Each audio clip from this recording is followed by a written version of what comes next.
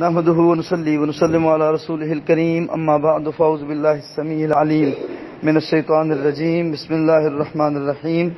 اگر کوئی شخص باہر سے آتا ہے، آگے امام صاحب رکوع میں جا چکے ہیں، تو بھائی وہ اللہ اکبر کہے گا۔ اللہ اکبر کہنے کے بعد نماز یعنی کہ شروع کرنے کے لیے تکبیر تحریمہ کے طور پہ اللہ اکبر کہا۔ اس کے بعد امام صاحب جس پوزیشن میں بھی ہیں، اگر وہ رکوع میں ہیں یا سجدے میں ہیں، تو وہ اگلا اللہ اکبر کہہ کے رکوع یا سجدے میں چلے جائیں گے۔ جب میں تدریس کے دوران تھا، اس وقت بھی میرے شیخ صاحب کے ساتھ یہ بحث ہوئی تھی، بعد میں بھی ایک دو علماء کے ساتھ ہوئی۔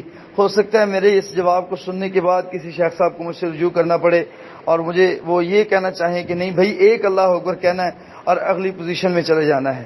تو وہاں پہ اجتہادی طور پہ میں یہ سمجھتا ہوں کہ اگر امام صاحب رکوع سے کھڑے ہو چکے ہیں تو میں نے پہلا اللہ اکبر کہہ دیا تکبیر تحریمہ کے لیے، اب میں جو دوسرا قیام ہے رکوع کے بعد جو کھڑا ہوا جاتا ہے سمع اللہ لمن حمدہ کے کاشن پہ، تو میں کس کاشن کے تحت کھڑا ہوتا ہوں؟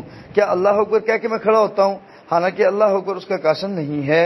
اگر اسی طرح وہ سجدے میں ہے، تشہد میں ہے، تو پہلے اللہ اکبر جو ہے وہ تو تکبیر تحریمہ کا ہے، تو اس کے بعد دوسرا تکبیر تحریمہ دوسری جو تکبیر ہے وہ لہٰذا میں اس کیفیت کے لیے کہوں گا اور اس کیفیت میں چلا جاؤں گا۔ بارک اللہ فیکم۔